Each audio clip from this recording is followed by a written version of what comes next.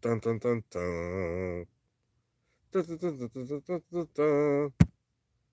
You Dun never know dun who's dun looking at dun. that. You could be placing them in more danger and not even realize it. Mhm. Although I don't think that this issue has come up yet, one day there's going to be an issue, a First Amendment issue, with respect to these social media postings and talking about cases, because it really is, we have freedom of speech. And sometimes I've seen courts make an order that was, in my opinion, it's my opinion, kind of a knee-jerk reaction to a picture of a child. And the not funny thing, the sad thing is, you look at the foster parents, social media, and they have pictures of the kids online. So I always look, kind of an equal protection issue. Why can the foster parents do it and the parents can't do it? Yeah, that definitely doesn't seem fair to me. And I interviewed somebody recently who had the same issue. She was trying to contact her older children, and she was able to find the foster parents because of the pictures that she posted on social media. And I can say it because I saw this myself. Her children looked miserable, and she was posting these really. I think she opted not to be on the show, but the foster mom was making these really strange comments like, "Oh, I've always wanted a black baby, blah blah blah," and it was so inappropriate to me, and my heart really broke for those kids. And I believe they were in their teenage years, their early and mid-teen years. Okay. But yeah, again, Vince, they changed their names. And she can't find. She doesn't know what their new names are. Because she tried to find their personal social media accounts to see if she could reach out to them that way. They were removed in very much the same manner as our guest tonight. Well, we're on 8 social media sites right now doing this live stream. If anyone has any questions you'd like Amanda or myself to answer, go ahead and post your questions in the comment section, and we'll try to get to them.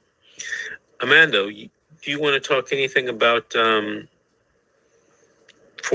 USC 1983? So the last I think we spoke about the little textbook that we were going by, and it's called Section 1983 Litigation in a Nutshell. I believe the last thing that we touched on was the history of Section 1983, which has a lot of deep roots in I'm not gonna watch too much of the show. The African Americans and their new constitutional rights, which is the reason why Congress had to pass that law, is because the local state courts were not honoring their new constitutional rights, and Congress had to step in and say, no, this is a remedy for them to be able to seek damages if their rights continue to be violated. It was also used later on for prison reform, and that's a heavily separate issue.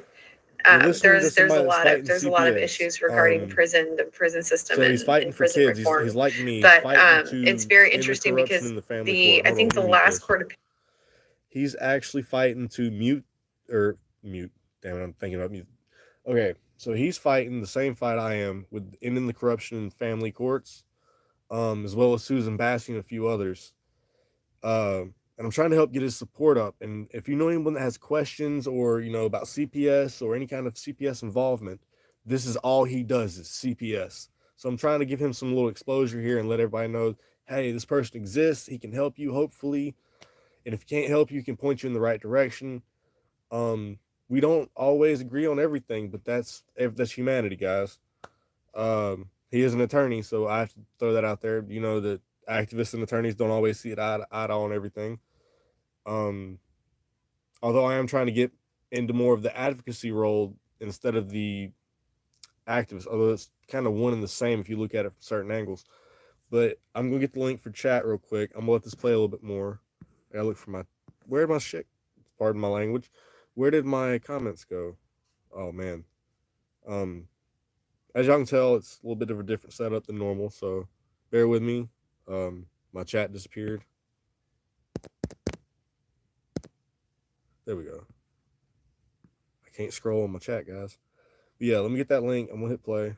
opinion stated that prisoners who are seeking Section 1983 litigation are still required to exhaust administrative remedies before they can. Wait a minute. Kind of like Eric, kind of like very many people, Swanville and Eric, right now, Rogue Nation. Use Section 1983. Even though the last opinion stated that you do not have to exhaust state remedies to file a Section 1983 lawsuit. And that's true. I don't know if you could touch on that. Right. Well, are you saying that people that are in prison have to go through a administrative claim before they can file a federal civil rights case? But the issue with that is that a lot of times there's a lot of retaliation from the prison administrative system when a prisoner is seeking damages for something that happened to them while in prison. My bad. Whoops. Yeah, so with them being required to go through the prison administrative system and exhaust those resources before they can file a 1983, that it causes a lot more suffering. From what my research has shown, it has caused a lot more suffering because of the retaliation that they get because of that. What I'm going to do, I'm going to email you or have. Okay, so we're going to pause it there. It seems like a good stopping point. So did everybody get the link in chat that I posted? I'm currently in the studio trying to... Well, let me modify the title. Okay. Okay, if everybody sees that link in the chat, it will disappear as soon as I end this video. Because I don't know how to set my thing up like that. But if everybody will join us over there in Vincent W. Davis's chat. This is his channel right here.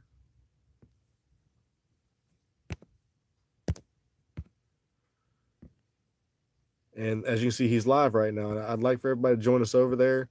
He's live on very many different places. Facebook. I'm assuming he's got his own website. He's on a radio show sometimes.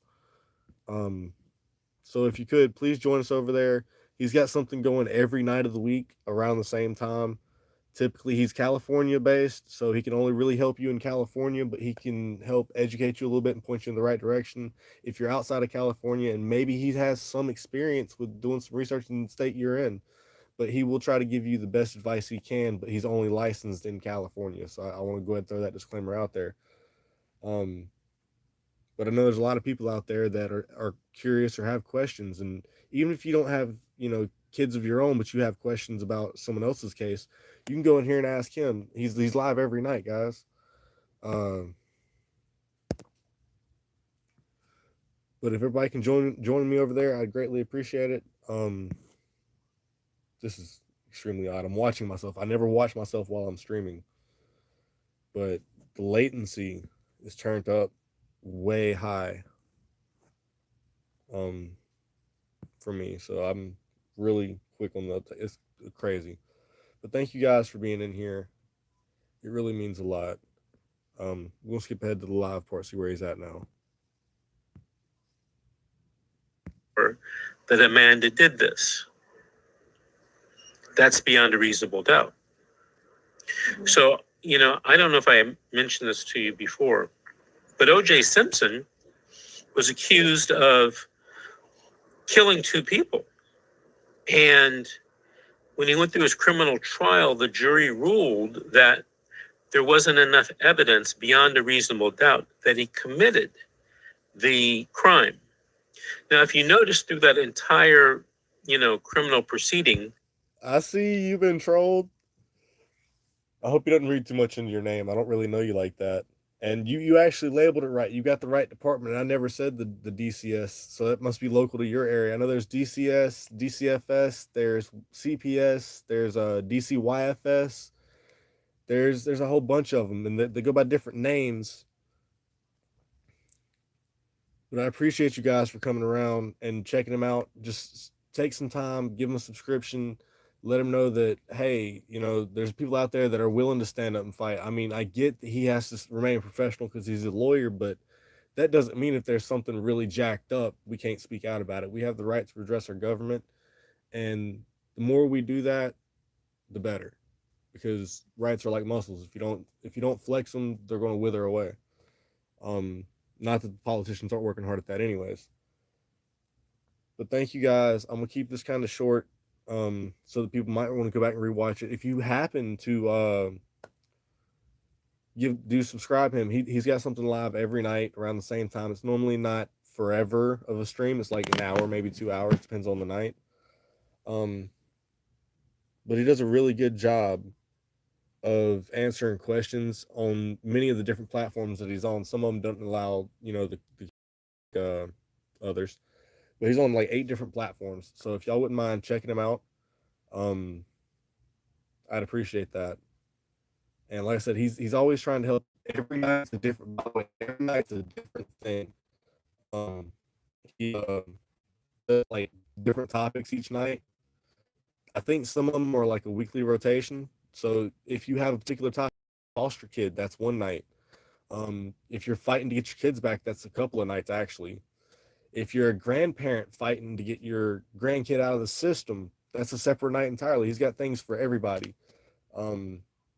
Let's say you're an older cousin and you're trying to get your niece or nephew or your younger cousin out of foster care. He might have some answers for you.